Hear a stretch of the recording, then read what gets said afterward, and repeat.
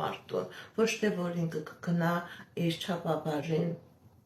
նարկոտիկը կգնի կամ խմիչքը կգնի եւ ավելի կգնի կյանքի անդունդը երիտասարդներին եւ ծերերին անպայման եթե բարեգործություն եք անում կատարեք սնունդի ձևով կատարեք հագուստի ձևով սիրելիներս եւ ինքնըստինքյան նման ձևով դուք ինքներդ կկարգավորեք ձեր ֆինանսական հոսքերը ու դուք հետեւում կտեսնեք որ կուտակվում է ձեր փողը բացի դրանից սիրելիներս փողի մասին եթե դուք մտածում եք մի մտածեք հենց այդ վալյուտայի մասին, դրամի, եվրոյի միգմամ, անկախ նրանից նաև քանակության մասին։ Երբ որ դուք մտածեք, թե այդ փողը եթե ունենաք, դուք ինչ եք ձեռք բերելու։ Այսինքն փողի էներգետիկան ինքը ուղղակի թղթի էներգետիկա է։ Դուք այդ փողի մասին որ մտածում եք, մտածեք տուն, մտածեք ուսում, մտածեք ավտոմեքենա, մտածեք ձեր սեփական գործը, ձեր սեփական բիզնեսը ու դուք կտեսնեք, որ երբ որ դուք շմնակ մտածում եք փողի մասին, թղթի մասին, դա չի աշխատում։ Եթե մտածում եք անպայման ձեր երազանքը պատկերացրեք, որ ես ուզում եմ ավտոմեքենա ունենամ, որ ես ուզում եմ տուն ստանամ, տուն ձեռք բերեմ, ու դուք կտեսնեք, որ կամաց դիեզերքը կօգնի ձեզ, որ դուք ձեր այդ երազանքները, նպատակները իրագործեք, իրականացնեք։ Սիրելիներս, ընդհանրապես շատ դեպքերում մարդու ֆինանսական հոսքերը փակվում են այն պատճառով, որ մարդը եւ սխալ է օգտագործում իր ֆինանսները, նաեւ երբ որ մարդու վրա, ազգի վրա կամ տվյալ մարդու վրա կա ինչ-որ նեգատիվ հարվածներ։ Եթե նման իրավիճակ է, անպայման այդ նեգատիվները պետք է մաքրվի, որպեսզի ձեր ֆինանսական հոսքերը բացվի։ Բացի դրանից, սիրելիներս, ես ձեզ խորհուրդ եմ տալիս, ոչ փողոցում, ոչ հատկապես գերեզմանոցում, ոչ մի փող, որ անկախ նրանից մնդրադրամ է, թղթադրամ է, փոքր արժեք ունի, մեծ արժեք ունի, ոսկեղեն է, մադանի է, զարդ է, նման բաներ փողոցից, դրսից, եթե տեսնում եք, գտնում եք, ինչքան կուզե թանկարժեք լինի, չվերցնեք, որովհետև նման իրերի վրա, նման փողերի վրա, նման զարդարանքների վրա շատ դեպքերում գործողություն են կատարում ձեր մագիայով զբաղվողները մարդկանց առողջական խնդիրներն են գծում դրա վրա, ֆինանսական խնդիրներն են գծում դրա վրա, անձնական խնդիրները եւ երբ որ դուք նման իրերը փողը, նման զարդերը, նման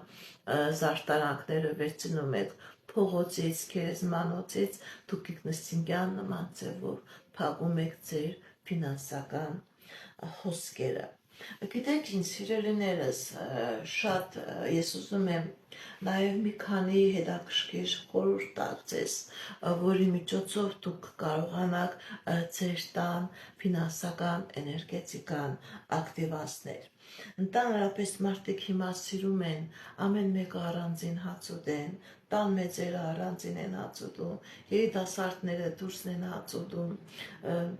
ինչ որ մի հատ բրդուճ են վերցնում, այս անկյունն են նստում ուտում, դա շատ սխալ է, որպեսզի ձեր տան ֆինանսական հոսքերը ակտիվանան, ինչքան հնարավոր է գոնե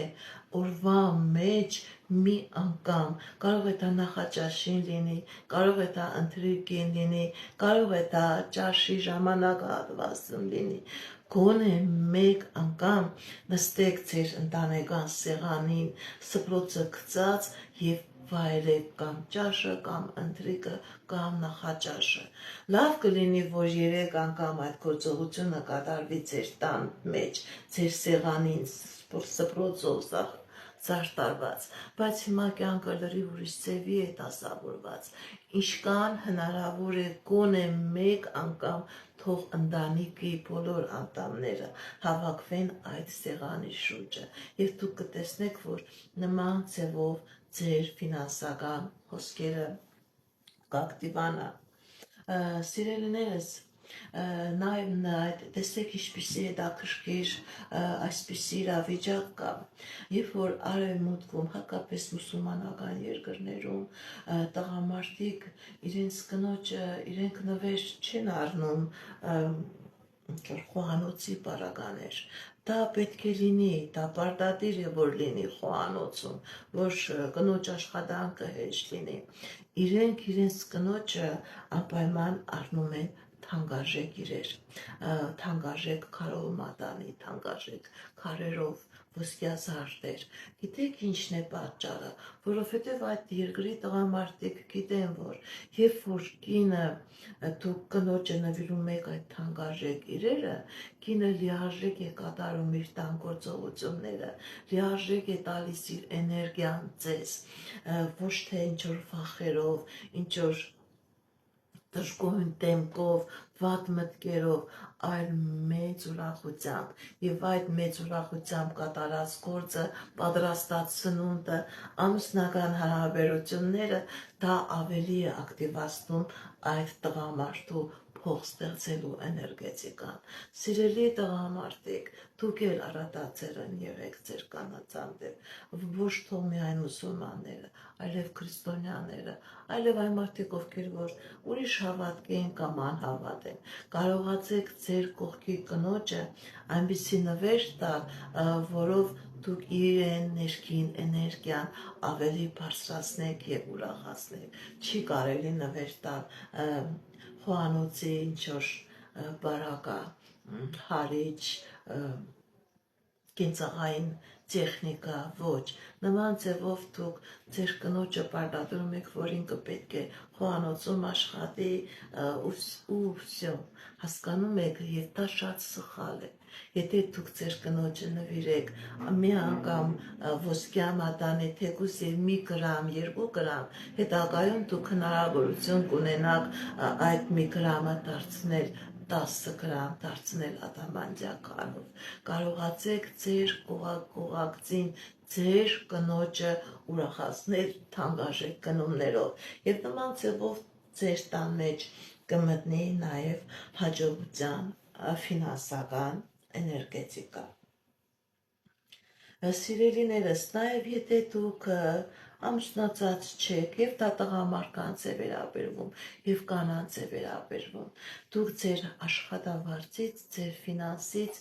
կարողացեք այդ ամսվա մեջ գնել այնպիսի իր, որը ձեզ հաճույք է պատճառելու, ոչ թե այնպիսի, որը ձեզ անհրաժեշտ է այդ բային, կարող է եւ դա անհրաժեշտ լինի, նաեւ ձեզ հաճույք պատճառի։ Դուք ամեն ամիս այնպիսի գնում կատարեք ձեզ համար, որը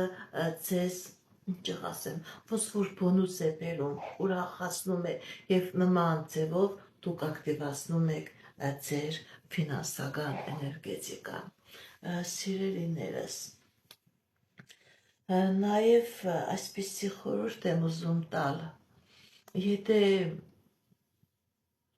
ինքնին եթե ֆինանսական հոսքերը փակված են նեգատիվի գործողությունից, անպայման պետք է մաքրման գործողություն կատարվի, որպեսզի ով որ կատարել է, գողացել է ձեր հաջողությունը, դուք կարողանաք ձեր ֆինանսական հոսքերը ակտիվացնել եւ բարելավել եւ երբեք փողի մասին չի կարելի վատ ձևով մտածել, որ փողը դա ձերքի կեղտ է, ոչ, փողը լույս է, որ ամեն տեղ ինքը լույս է տալիս։ Այսքանը սիրելիներս, այսքանը լսեք այս խորհուրդներին եւ կտեսնեք, որ կամաց ձեր ֆինանսական հոսքերը կակտիվանան։ Ձեզ շատ գումարներ, շատ ֆինանսներ, հաջողություն, ստեսություն։